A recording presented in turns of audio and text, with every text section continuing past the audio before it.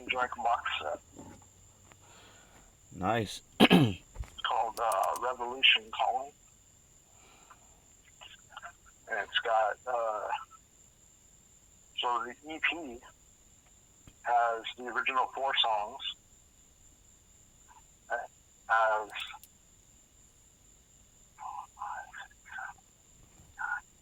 10 bonus tracks on it that are live songs from the Live in Tokyo home video that was released in the early 80s.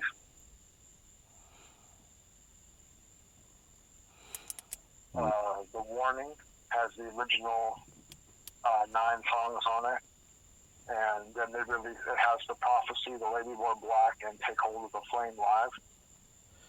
Yeah, that's how my version of Warning has too. Yeah. It was all those reissued ones were put into a box set. Rage to Order has the original 11 songs.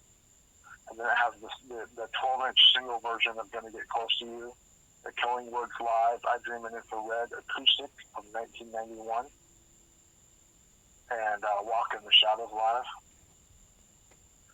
Mindcrime has all the 15 songs, and it has The Mission and My Empty Room live.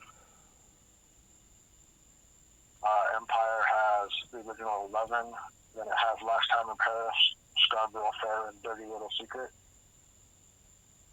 Promised Land has the original 11 songs, and it has The Real World, Someone Else with the orchestral band behind them, Damage live, and The Real World live. And then Here in the Now Frontier has the original 14 songs, has Chasing Blue Sky, and then it has Silent Lucidity, The Killing Words, and I Will Remember from MTV's Unplugged. Well, that's a perfect 2-minute segue into the opening of this next episode. Welcome everyone to episode 41 of Metal Sanctuary, where my friend Buddy has joined me again to debate top 5 queensryche albums. Haven't been able to do a debate with him for a while. He's gone through some back stuff. He's scheduled for surgery towards the end of the month, and we'll definitely be praying for a speedy recovery on that one. And so let's go ahead, and I'll throw it to you as far as a background on this band. They come from your stomping grounds. I didn't even really know of queensryche until Operation Mindcrime came out. I got led into the picture. It was about the same time I started really getting into more metal music other than the mainstream. And once I heard Operation Mindcrime, I was hooked. Just the dynamics of those 5 people together. I was just starting to learn how to play music and just learning, the basics and stuff. And it just drew me in. And I had to get everything that they had ever done. And, I've just been hooked ever since. I think that the basis of the core 5 members of that group, I don't think that they could have done anything wrong. If I'm not mistaken, I think they formed in 82. Because when I was going through my top 10 albums for certain years in the early part of the 80s, which I'm still working on, I don't think I've done 85 yet. When I would Wikipedia albums that came out of that year, they would also come up with bands that were forming, and I think that queensryche formed in 82. And I want to say their EP came out in 83, the self-titled. The EP was released in 82. Essentially, I believe it was in 82 that they formed, because I think that's when they were called The Mob. And I know they had just brought Jeff Tate in from his band, Mr. Psychic, at that time.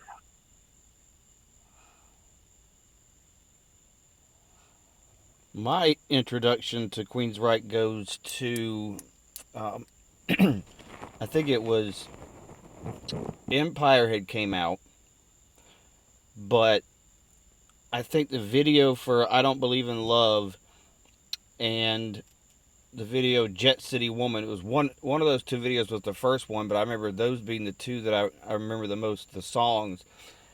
And then once actually getting to examine the entire Minecraft album and then going back to the earlier stuff, to me their earlier stuff sounded like a much more refined Armored Saint.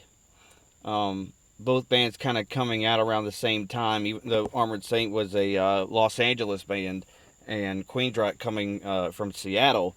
But the Pacific Northwest and the whole West Coast region were kind of gearing up around the same time, because you had the thrash bands that were forming, and then you had, Metal Church, even though it's widely debated whether they're a thrash band or whether they were just a new wave of American metal at the time. But I think that, you weren't limited to what was going on to just what was in LA and what was in the Bay Area. A lot of that transcended up into the state of Washington. For me, queensryche is one of my all-time favorite bands. I remember when Rob Halford first came back with his new music, the Halford Band, and they went on tour with queensryche and Iron Maiden, and I thought to myself, that has got to be like the holy trinity of metal singers to combine at one time, with Halford and Tate and Dickinson. I don't know if the quality of vocalist has ever been on one tour package before. That was a great tour. So I will go ahead and throw you to the wolves and let you announce your number 5. My number 5 is Promised Land. I loved the direction that queensryche started going after, especially with Empire. They started it there. It was a little away from the norm, and it's like Jeff Tate says, and with every album they redefined metal. And Promised Land had a lot of heavy undertones to it, but it had a lot of melody, and the dynamics that Chris and Michael had together, the way they played off of each other, was just phenomenal. And with Jeff's writing, it's like, they had just taken it to another level. Now was Promised Land the last one that DeGarmo played on? DeGarmo was part of the band for Here in the Now Frontier, in and out. He played on a few tracks. He wasn't on the entire album, but he did help co-write that. And I believe he also wrote a few songs for Q2K. I steered away from a lot of the most recent records of theirs, with the lone exception being American Soldier. I feel, just to me, the concept for that record went in a direction I don't think anybody's ever really gone when it comes to our military, and to have recorded voices of actual military members, and the story of how it completely all came about. He was talking to his dad, who was a veteran, and his wife, I think he was recording the conversation, or his wife told him to record. She's like, this is an album right here. Do it off of this type of stuff. And it was really cool, just to go into more of a melodic way of thinking towards how war affects the human psyche. There have obviously been many songs that have been written about the trauma that our soldiers go through, and what they how they are when they come back and stuff like this. But I think nothing really captured it like that record. But for me, on my number 5, I went with a record you mentioned, which was Empire. A lot of people I talk to really kind of discard this record. They'll say, well, I go all the way up to Mindcrime, and then, with Empire, they kind of lost me. I think Empire stands up on its own. And like you said, they kind of reinvented metal with every album, but they also reinvented themselves with every album. They never really completely pigeonholed themselves. Even though you could say, well, they're a progressive metal band. I think, but a lot of progressive rock and metal acts, they, while being progressive, they don't progress in being progressive. And I think Queensryche is one of those that did that. Just for my taste, at a certain point, they progressed a little too far away what I would consider metal. But Empire, to me, is a really strong record. Empire was a great record. One of the, I got into them at Mindcrime, but Empire, helped seal that. It solidified them, and it introduced them to a whole new media and a whole new format of, and a whole new dynamic of people as well, because at that time in the early 90s, everything was, 91, 90, everything started shifting towards grunge. Well, everybody was rushing to find something from Seattle. And I think Queensryche, that helped Queensryche a little bit, even though they were in the metal genre. They got a huge push with MTV. And they got a huge push for tours. Queensryche toured off of that album for almost 2.5 years. And just because they were a Seattle band. And another great tour package I wish I'd have been around to see was when Queensryche was touring off their Mindcrime record and they were touring with Metallica. And to have Metallica fresh off the Injustice for All album, which is my favorite Metallica record, and then put that with Queensryche fresh off their Operation Mindcrime record, that's about as good a pairing for records as you're going to find. What'd you pull in as your number 4? People are going to hate me for this, but I put Mindcrime, the original, at number 4. It's a great album, solid album from top to bottom. Great dynamic. It's probably, in my opinion, one of the best concept albums ever made. You can't go wrong with any song on there, and just about every song on that album can be a standalone song. You can just listen to the song. But, it just, I don't think it was Queensryche's, it's a great performance. I just don't think it was their best. For me, on my number 4, I went with one that as we were talking before, you left off. But I went with the EP, the self-titled EP, and for one of the reasons, like you and I discussed earlier, it's only originally 4 songs, but it was so well done that it's just, it's not like a lot of bands would put out a 4 or 5 song EP before they put out their first ever full length, and then none of the songs ever get played live again 30 years later.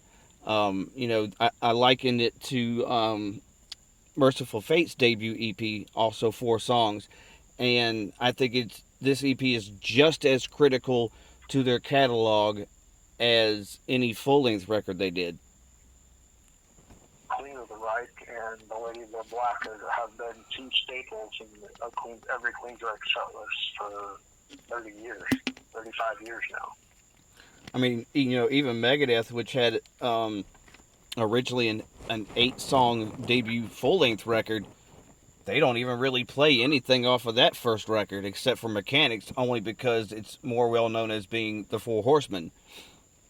So that just shows you how good of a debut offering that the Queensryche EP is, that they still play songs like that, and it's they still stand up strong. What'd you pull in as your number 3? Number 3, I chose Empire, and it's really hard, but I think that Empire was Queensryche's best writing and best performance album. I think that the band really came together at the time that they needed to. I think they helped keep metal on the map with this album. The writing between Big Arno, Tate, and Wilson for all those songs. I think, and their playing ability really came together, and it really stood out on this album. It's just some of the best musical incorporation that I have ever seen. With my number 3, like I said with you earlier, my 2 and 3 flop a lot with me, just because I think the records are so similar, and I think they're kind of equal to me almost. But for my number 3, I pulled out The Warning. I just think there was about a 3 record period where I think they were at their peak, just in the sense of being a metal band, not going into what they really are, which is a progressive metal band. I think there was like a 3 record period, and I think that's right in the middle of that period. It's a great segue into my number 2, which is The Warning. It's a solid album from top to bottom, and it's one of those albums that when I listen to it, when I hear a song on there, I want to hear the next one.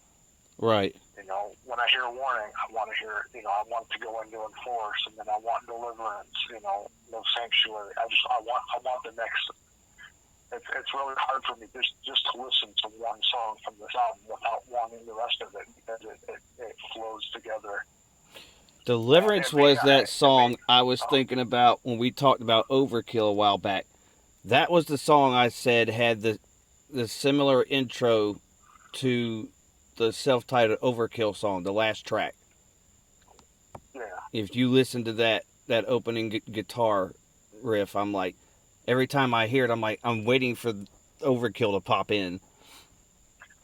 and they're nowhere near each other, and Overkill came out a couple years later. One being from Jersey and one from way the fuck on the other side, Seattle. Reaching back into my number 2, which could segue into your number 1, I'm not really sure. Rage for Order is just, like I said, it's so hard for me to pick a 2 and a 3 on this one. I think it's just equally as good as The Warning.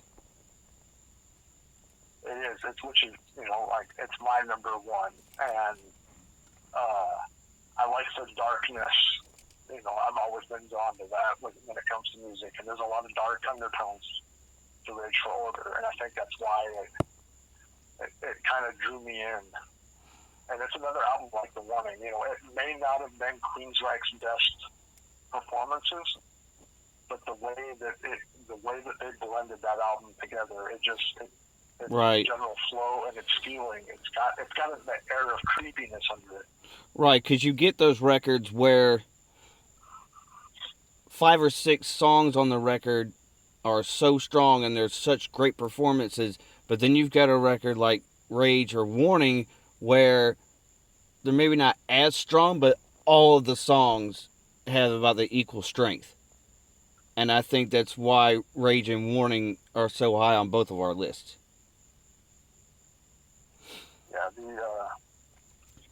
Yeah, just the dynamic of the way that they put the album together, the way it was produced, it has a lot of that, 80s glam rock production. I mean, even the record company tried to promote them as a glam rock band. They stuck them in makeup and teased their hair out and everything. And really, even at that point, even Jeff's hair wasn't even that long yet. Yeah, I mean, I remember seeing an old video for them, and his hair is practically about shoulder length. Yeah, he had his mullet, and you have the video, which if you can find it, sometimes it's on YouTube and sometimes it's not. The videos are going to get close to you. They kind of toyed with it, and they kind of, since they had to wear makeup, they kind of dressed as vampires. To give it more of that dark tone. The song was about a stalker. Well, my number 1 is one of your bottom 2, and it's Operation Mindcrime. I can't really say enough about this record. Like you said earlier, it's a record where every song can stand on its own, whether you recognize that it's a concept album or not. Obviously, a song like I Don't Believe in Love, if you're not concentrating on the fact it's a concept record, that song's going to have a totally different meaning to you. And if, overall, general purposes, generally music is going to have a different interpretation to every person anyway. But especially when you have a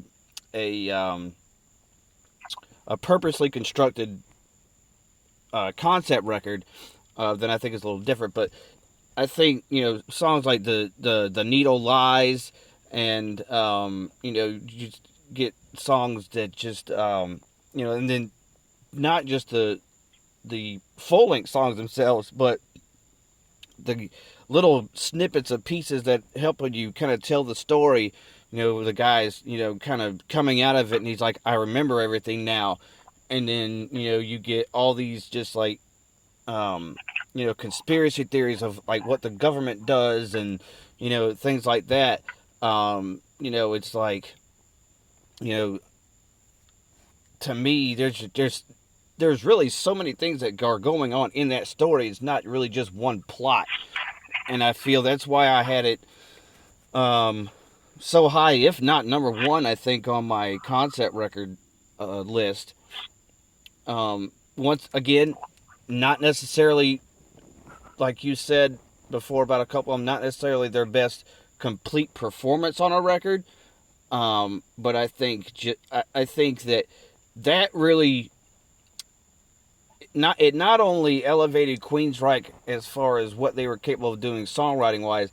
I think it really brought into the landscape concept albums in the metal world, because at this point in time, King Diamond hasn't released Abigail and stuff like that. His first one was Fatal Portrait in '87.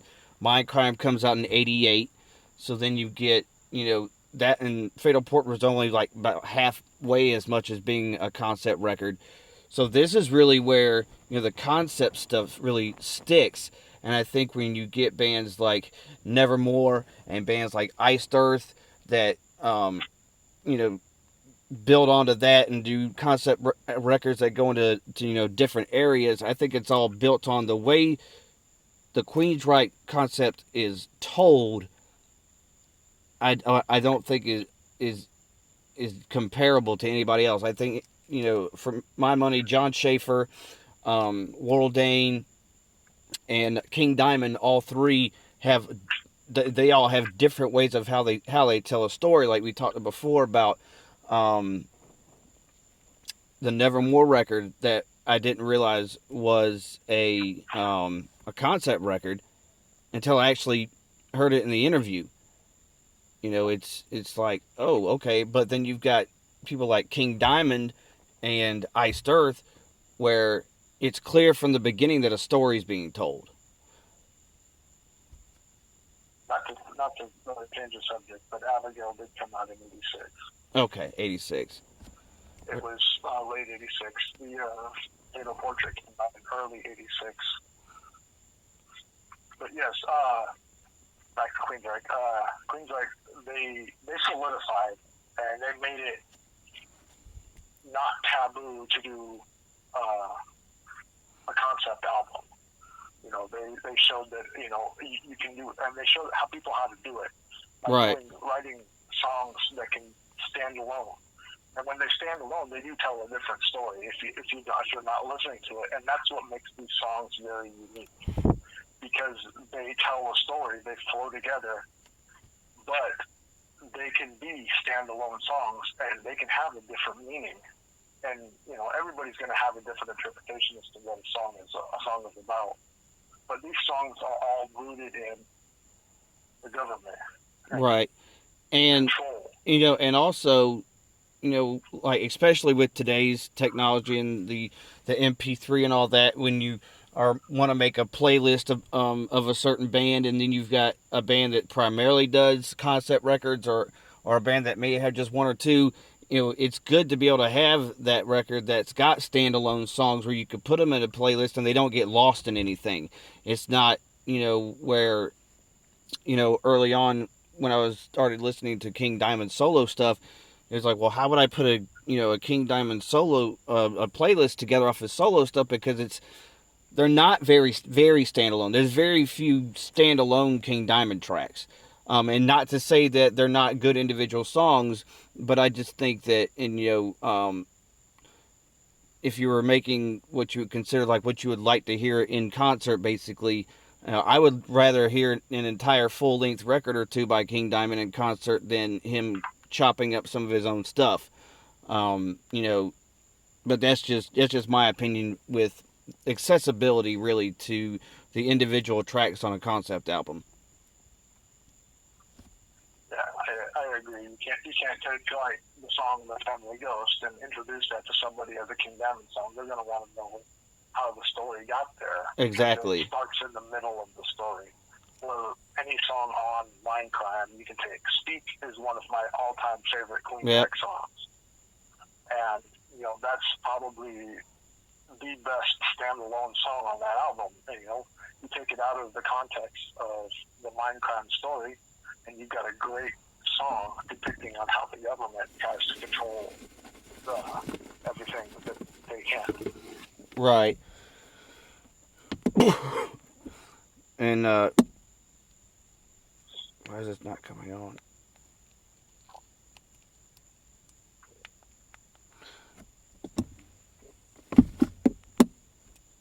Well, one of my favorite lines on that record is $25 a fucking John's a happy man.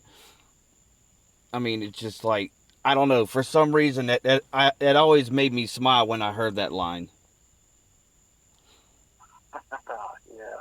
He takes her on the altar like a sacrifice, but then the range for me with Jeff Tate, for me on that record, I appreciate more, even though I think he had a further range on records like Warning and Rage for Order.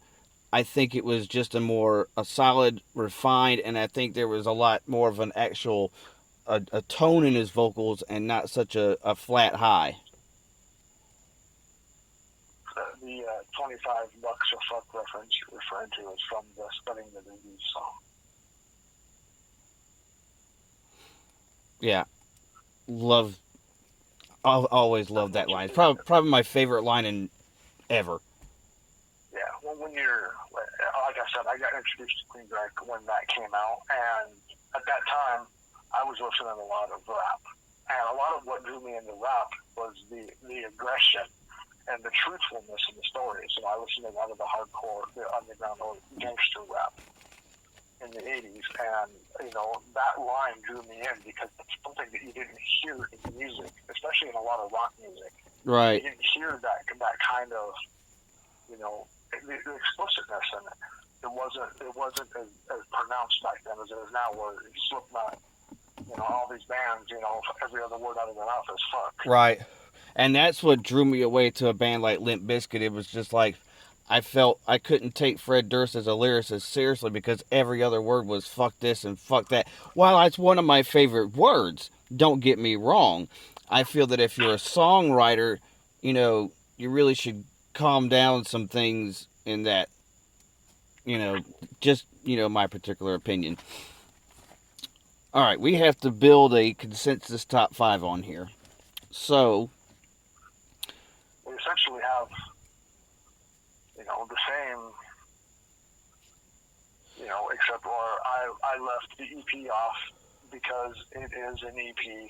Right. It's a standalone album and it stands up just as well as any of these other albums. But I wanted to I'd rather give the EP an honorable mention because I wanted to bring Promised Land into it.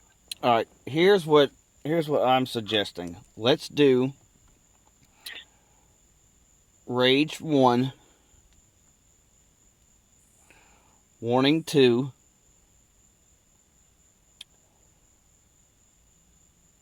Operation 3, Empire 4, and I want to pull one that's not on the list into number 5. One that's not on the Yeah, I want to pull one that's not on either of our list. One of my honorable mentions, because I really didn't go into my honorable mentions, I'd put American Soldier number 5. That's a great album. The whole concept behind it, the touring behind it. When they played in Seattle around that, it's a little known thing. When they were selling merchandise and stuff, they had soldiers out there. They had paid soldiers to sit at the booths and sell the American Soldier merchandise.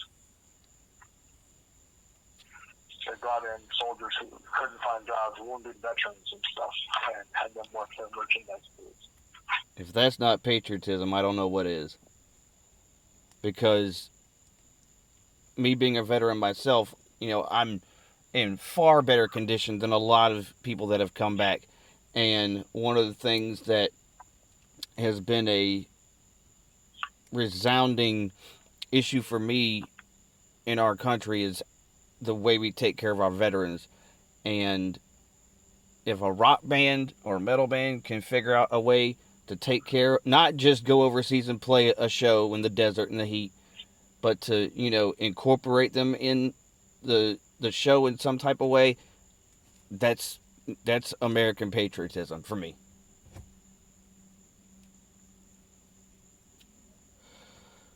So I think we've got it set. Rage, Warning, Operation Empire, and American Soldier, the top 5 queensryche albums, as decided by myself and the great Larry, a.k.a. Buddy Porter. That'll be it for this episode.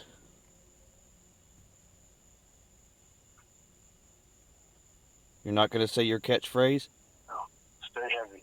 And God bless. Say yours first. Well,